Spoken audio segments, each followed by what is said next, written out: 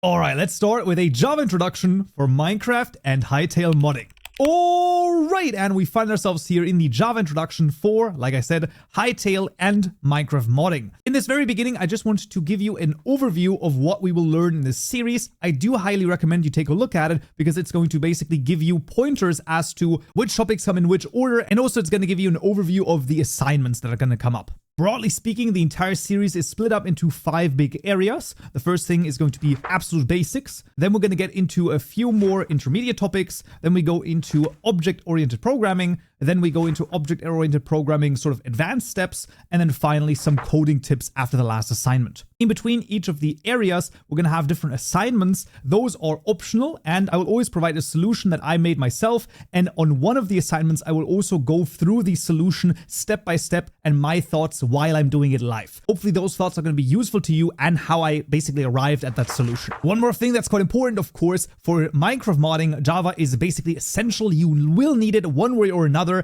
And for Hytale, it might be optional-ish depending on what you want to do and how the modding scene is going to develop. And even if you're not interested in either of them, you can still use this series to learn Java. That's totally fine. Some examples might be a little bit specific towards the modding side of things, but generally the basic Java is going to be the same. Right, so let's start by installing a couple of things. The first thing to install is a JDK. This is the Java Development Kit, and this actually allows us to write code with Java. I'm going to link specifically this site over here because we're going to use JDK21. The reason for this is because in Minecraft currently we're using for modding JDK21. The differences are not really noticeable within this series. Theoretically, you could even go to JDK8, but right now we're going to use 21. You can always install multiple JDKs. That's not an issue whatsoever. So if you already have 21 installed, you can install 25 as well, and both of them will be available to you for creating things in Java. So that's totally fine. A little bit of a delineation. Most likely JDK21 is going to be for Minecraft modding, while JDK25 is going to be for Hytale modding. But once again, it doesn't matter which one you install. You can always install multiple ones.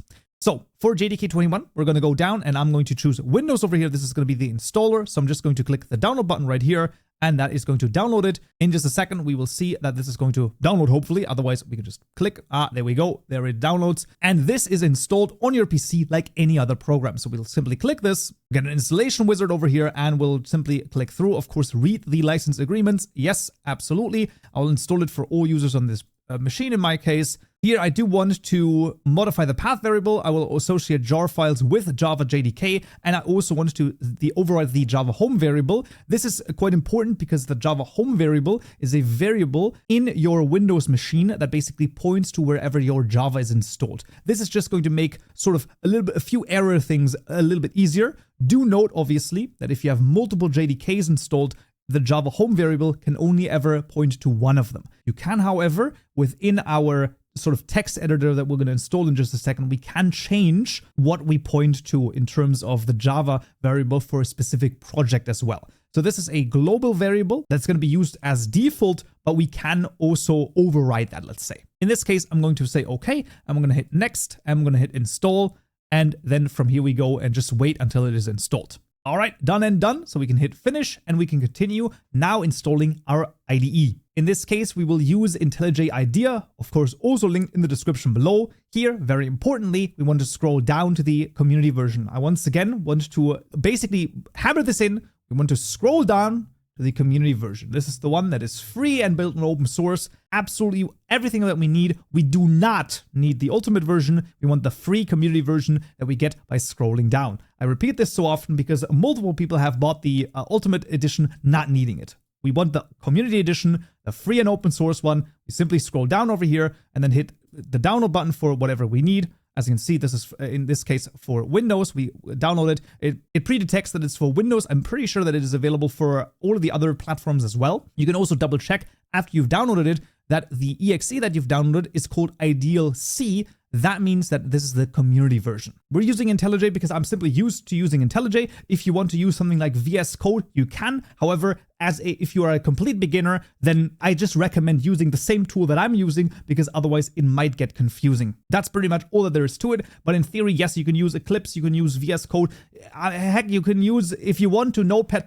I just don't recommend it, okay? I recommend using IntelliJ Community Edition. It's free anyway, so there you go. So once again, we're going to install this like any other program onto our PC. So here the same thing. Next. Now in this case, I already have an edition available over here. That's why it says that, do I want to uninstall this? This step should not actually come with yours, because if you don't have IntelliJ installed yet, then this shouldn't happen. If you do, then you could simply uninstall the previous version, and we can hit next over here. When you install a different version, then it basically asks you if you want to delete anything. I do not want to delete anything. I just want to get rid of the old version, and then here we're going to get the new version, which is in my case right now 2025.2.5. Likely this is going to be a different version for you, but that's totally fine. I'm going to hit next. I'm not going to associate anything. You can add a desktop shortcut if you want to, but right now we don't need to do that.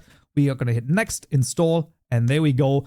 Let this run through until it is done, and then we have installed IntelliJ, and then we're going to take it from there. All right, there we have it. It is installed, and we're going to run this once we finish. So let's just do that. And for you, something like this should appear over here without the projects that already exist. Now, obviously, I have a bunch of different projects over here that I already have. Now, for you, there will be 3 different buttons that are important. The new project button, the open button, and the clone repository, get from VCS. It might be called slightly differently, but the general gist is going to be either we can make a new project, we can open an existing project, or we can get a repository from, let's say, GitHub or something like that. In our case, we want to click the new project button. When we do that, a new folder opens right here, and we can see that we can select different generators, we can select different project types, and all sorts of different things. In our case, we want to create a Java project over here. This is exactly what we want. We're going to title this. You can title this whatever you want. I'm going to say this is the Java Introduction 2025. Our build system is going to stay IntelliJ. We want to add some sample code.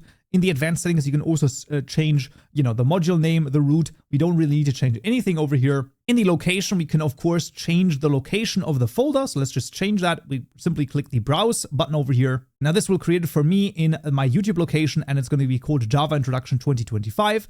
I'm okay with that. The JDK, this is the one that we've just installed, 2021. You can see there's a bunch of other ones available because I also have, the one from JDK 17 installed, 1.8, things like that. So there you go. However, like I said, we're going to use JDK21 for this, but in theory, there's not that many crazy differences in terms of functionality, especially for absolute beginners. It's almost always going to be pretty much the same. With this, we'll hit the create button, and then a new window will appear. It's going to look kind of like this. All right, so we get the first error over here. This is actually a perfect moment to, take a look at a couple of things. So we can see that it is not found or it's corrupted. Very interesting. I've not had that happen before, but that's okay. We'll go to the top left corner over here to the main menu, and we'll go to project structure, and we can see indeed something is awry over here. All right, there we go. So for some reason, the error has, more or less cleared up. I can now use over here the existing JDK21. I just had to repair the installation. So if this were to occur, you can simply rerun the installation right here and then click on repair. So if that were to happen, then there you go. You simply repair, and then that should work. And now that this is set up, we can actually also check this if we go to the main menu on the top left, project structure, and we can see we're using SDK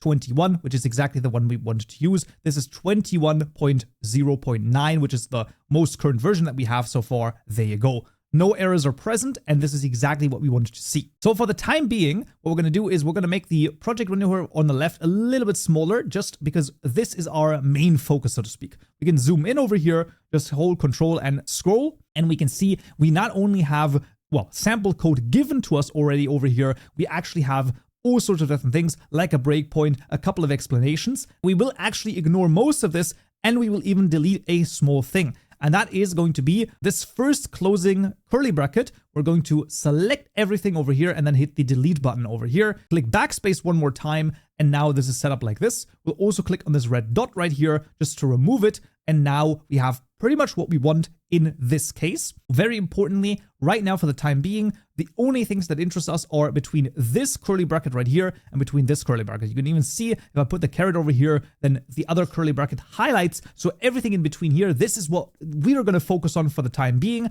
Everything outside of that, right now, we're going to completely ignore. The reason I do this, I know a couple of people do not like this in the slightest. This is basically like wanting to run before you can even walk. It's not going to work. You're not going to understand what public class main, public static void main string args means. It doesn't make any sense right now, and that's okay. You simply have to take this, okay? This is where our program starts. If you're okay with that abstraction, I will promise you, this is the promise that I'm going to make right now, you will be able to understand what everything means right here. By the end of the series, maybe even in the middle of the series, you will understand roughly what each of these different things mean. For the time being, I want you to put the trust in me that I'm going to deliver on this promise. That's sort of the idea. And finally, the last thing to do over here when we have started this for the first time, at the top right corner, we have this play button. Now, we also have play buttons right here, but we're going to use the one on the top right corner. I'm going to click this, and then what's going to happen is that the program is going to run, and for the first time, you will have output something, and that is hello and welcome. Usually, we call this hello world, but there we go. We have now output something into the console, and that is actually quite significant, okay? Don't underestimate this as a step. This is pretty freaking cool. And this is basically the beginning of your programming journey, and this is the start of everyone's programming journey, outputting something into the console, and there we go. As per usual, everything will be linked in the description below, so you will have access to the entire source code. Everything that we downloaded, all of the links will also, of course, be linked down below. If you have any questions, feel free to ask in the comments below. But that's going to be it for this setup tutorial. Next time, we're going to talk about the Java syntax. Hope to see you there. So, yeah.